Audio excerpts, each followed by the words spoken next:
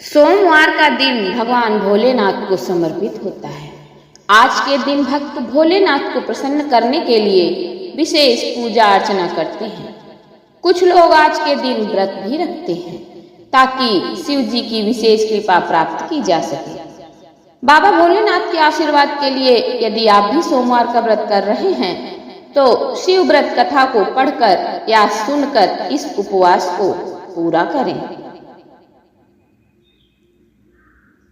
आइए सुनते हैं भगवान भोलेनाथ के सोमवार व्रत की कथा। एक नगर में एक सेठ रहता था। उसे धन ऐश्वर्य की कोई कमी नहीं थी, फिर भी वह दुखी था क्योंकि उसके कोई पुत्र नहीं था। पुत्र प्राप्ति के लिए वह प्रत्येक सोमवार को व्रत रखता था तथा पूरी श्रद्धा के साथ शिवालय में जाकर भगवान गौरी शंकर की पूजा करता था।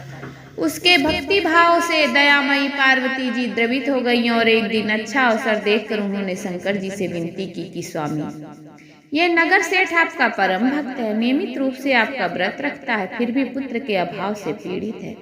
कृपया इसकी मनोकामना को पूर्ण करें। दयालु पार्वती की ऐसी इच्छा को सुनकर भगवान शिव ने कहा, पार्वती, यह संसार कर्म भूमि है, इसमें जो जैसा करता है वह वैसा ही भरता है। इस साहूकार के भाग्य में पुत्र सुख नहीं है। शंकर जी के इनकार से पार्वती जी निराश नहीं हुई। उन्होंने शंकर जी से तब तक आग्रह करना जारी रखा जब तक कि वे उस साहूकार को पुत्र सुख देने को तैयार नहीं हो गए। भगवान शंकर ने पार्वती से कहा कि तुम्हारी इच्छा है इसलिए मैं इसे एक पुत्र प्रदान करता हूँ, लेकिन उसकी आयु केवल 12 वर्ष होगी।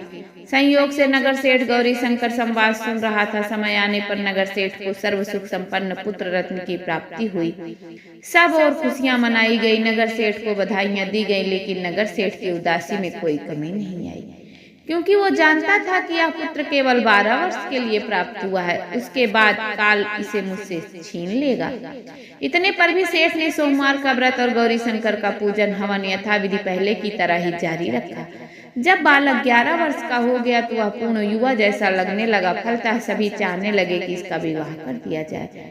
सेठानी का भी यही आग्रह था, किंतु नगर सेठ पुत्र के विवाह को तैयार नहीं हुआ। उसने अपने साले को बुलवाकर आदेश दिया कि यह पर्याप्त धन लेकर पुत्र सहित काशी के लिए कूच करे और रास्ते में भजन तथा दान दक्षिणा देता हुआ काशी पहुंचकर सर्व विद्या में पूर्ण बनाने का प्रयास करे।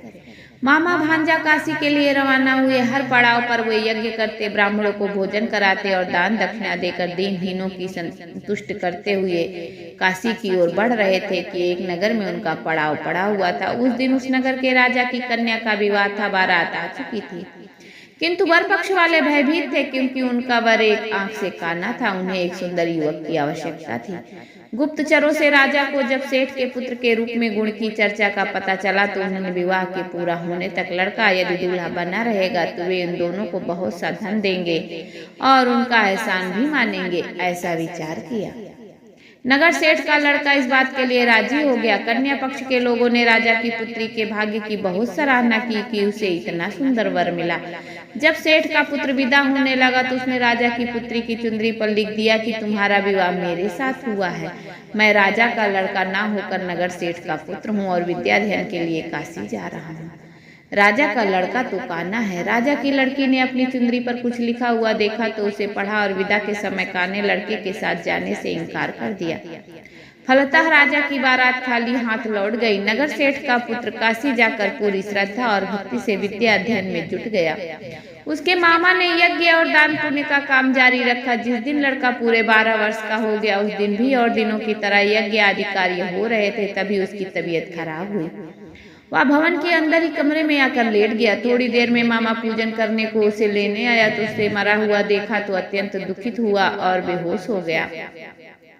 जब उसे होश आया तो उसने सोचा यदि मैं रोया चिल्लाया तो पूजा में विघ्न पड़ेगा, ब्राह्मण लोग भोजन त्याग कर चले जाएंगे। अतः उसने धैर्य धारण कर समस्त कार्य निपटाया और उसके बाद जो उसने रोना शुरू किया तो उसे सुनकर सभी के हृदय विदीर्ण होने लगे। सौभाग्य से उसी समय उसी रास्ते से गौरी शंकर जा रहे थे। गौरी के कानों में वह करुण क्रंदन पहुंचा तो उनका वात्सल्य से पूर्ण हृदय करुणा से भर गया।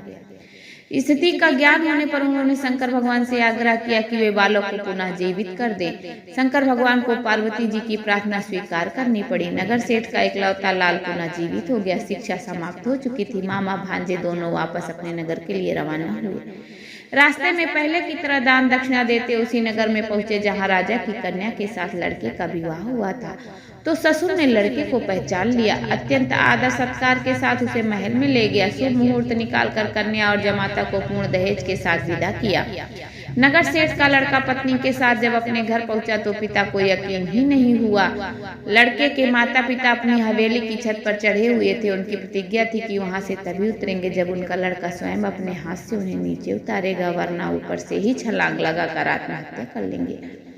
पुत्र अपनी पत्नी के साथ हवेली की छत पर गया। जाकर माँ बाप के सपत्नीक चरण स्पर्श किए। पुत्र और पुत्र वधू को देखकर नगर सेठ और सेठानी को अत्यंत हर्ष हुआ। सबने मिलकर उत्सव मनाया। बोलिए शंकर भगवान की जय।